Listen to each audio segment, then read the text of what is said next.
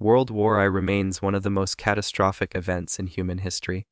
Its scale, complexity, and the unprecedented technologies of death made it uniquely terrible. Across Europe, nations mobilized millions of soldiers, stretching resources, logistics, and human endurance to the breaking point. New weapons, from machine guns to poison gas, ensured that every advance came at a staggering cost in human life. In the Battle of the Somme alone, over 1 million soldiers on both the British and German sides were killed or wounded. On July 1, 1916, the first day of that battle, nearly 20,000 British soldiers were killed, with almost 40,000 injured. The vast majority of these men had no control over the plans that sent them into such deadly conditions. Responsibility rested on the shoulders of those who commanded them, the generals whose decisions shaped the fate of thousands of lives. Many of these commanders were lauded for minor victories or blamed unfairly for broader failures. Yet some stand out for the catastrophic consequences of their incompetence, ruthlessness, or flawed judgment. Enver Pasha effectively appointed himself as the head of the Ottoman military just before World War I began. This decision alone highlighted his overconfidence and lack of awareness regarding his own limitations. Enver lacked a comprehensive understanding of military strategy and the complexities of commanding large armies in wartime conditions. His shortcomings became tragically clear during the winter offensive against Russian forces in the Battle of Sarkam. Enver ordered his troops to abandon tents and coats in the harsh winter, believing that speed of movement would secure victory. Thousands of soldiers perished from exposure, exhaustion, and combat, severely weakening the Ottoman military. However, his most infamous actions extend far beyond battlefield blunders. Enver Pasha played a central role in orchestrating the Armenian Genocide, a deliberate and systematic campaign of extermination.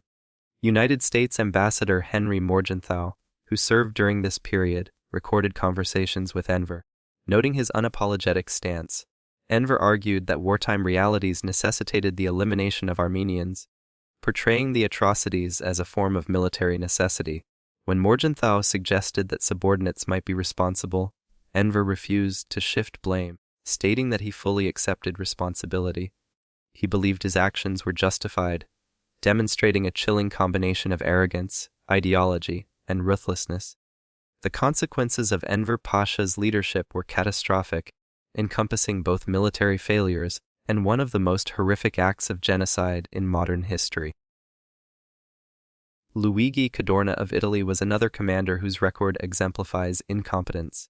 He assumed command of the Italian military in 1914 following the death of the previous leader, despite having no significant combat experience. Cadorna had planned to retire, but circumstances propelled him into a role for which he was profoundly unprepared. Even in war games conducted before the war, he received highly negative evaluations for his tactical decisions. During the conflict, his lack of judgment and outdated beliefs about warfare became tragically evident. Cadorna placed disproportionate emphasis on manpower over firepower, a fatal miscalculation in an era dominated by machine guns and artillery. By 1917, almost 2/3 of his army had been killed or captured under his command. He never achieved a decisive victory, repeatedly failing at the same engagements. Compounding his tactical errors was his cruelty toward his own soldiers, including executions that may have numbered around 1,000 men. Despite his evident incompetence, Cadorna held command largely due to his family connections. Inheriting prestige from his father, his legacy remains a cautionary tale of how privilege and lineage can outweigh merit in military leadership. Douglas Haig, the British commander, offers another complex example of mixed legacy. While he ultimately served on the winning side, his decisions caused enormous casualties and suffering. In 1915, during the Battle of Loos, the British Army's use of poison gas ended in disaster, with troops accidentally exposed to their own chemical attacks.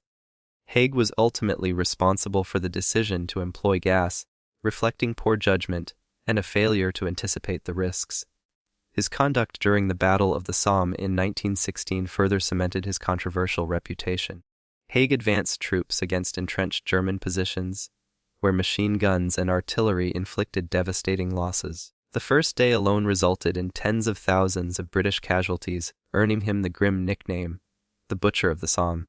In 1917, Haig orchestrated the Battle of Passchendaele, a protracted campaign in mud and rain with negligible strategic gains. He misrepresented information to superiors to secure approval for his plans, disregarding both caution and logistical realities. Despite achieving minimal territorial advantage, Haig framed the outcome as a victory, illustrating a disconnect between strategic reality and narrative presentation. His legacy is a study in persistence, stubbornness, and the human cost of inflexible leadership. Paul von Hindenburg, celebrated for his early success at the Battle of Tannenberg in 1914, similarly reveals the dangers of flawed strategic decisions.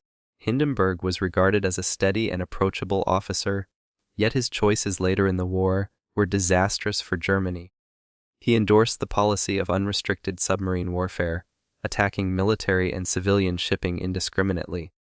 This decision directly contributed to the United States entering the conflict, tipping the balance against Germany. Historians have noted that Hindenburg was aware of the risks, yet he proceeded, believing it was the only path to victory. His decision exemplifies the perils of prioritizing tactical audacity over strategic foresight. While he may have hoped to exploit short-term gains, the long-term consequences were catastrophic for Germany's war effort. Hindenburg's actions illustrate how even successful generals can make choices with devastating strategic repercussions. His legacy is inseparable from the broader failures of Germany's military leadership during the latter half of World War. Erich Ludendorff, Hindenburg's chief collaborator, exemplifies a blend of ambition, skill, and dangerous overreach. Ludendorff rose rapidly through the ranks, eventually becoming a de facto military dictator alongside Hindenburg. He was known for his temper, paranoia, and disdain for civilian leadership, traits that shaped Germany's conduct during the war. Ludendorff supported unrestricted submarine warfare, aligning with Hindenburg's strategy, while also initiating his own campaigns with mixed success. By late 1916, he sought a decisive offensive to win the war within 2 years, but his plans repeatedly failed. His insistence on controlling operations and enforcing total war contributed to civilian suffering and internal dissent. After the war, Ludendorff focused on explaining Germany's defeat, promoting theories that blamed traitors rather than acknowledging strategic failures. These ideas were later exploited by political movements in Germany, including the nascent Nazi Party. Ludendorff's career demonstrates how brilliance in limited contexts can be overshadowed by rigidity, cruelty, and strategic miscalculations. Franz Conrad von Hötzendorf, chief of the Austro-Hungarian General Staff, illustrates the perils of outdated military thinking. Following the assassination of Archduke Franz Ferdinand in 1914, Conrad launched an attack on Serbia despite knowing the army was unprepared. His rapid mobilization plans were chaotic, leading to extreme physical strain on soldiers forced to march great distances. Conrad repeatedly changed troop movements mid-operation, creating confusion and fatigue among his forces. He employed old-fashioned tactics that did not account for modern weaponry or battlefield realities, resulting in excessive casualties. His approach prioritized aggressive engagement over strategic prudence, exposing his army to significant losses. By 1916, Austria-Hungary replaced Conrad, recognizing that his leadership style was ill-suited to modern warfare. His career exemplifies how seniority and tradition, without adaptability, can be fatal in times of technological and strategic change. Helmuth von Moltke the Younger, successor of his famous uncle, similarly illustrates the hazards of over-reliance on pedigree. Moltke anticipated the outbreak of war and advocated aggressive action against France, driven partly by national ambition. Despite his confidence, he lacked tactical acumen and made critical errors early in the conflict. At the Battle of the Marne in 1914, he misallocated troops to confront Russia rather than focusing on the primary theater in France. This mistake contributed to Germany's early failure and required his demotion. Moltke expressed frustration at his forced inactivity, but his lack of strategic clarity had already had irreversible consequences. His story highlights the limits of inherited reputation and the importance of practical skill over lineage. Despite knowledge of military theory, Moltke failed to translate predictions into effective battlefield outcomes.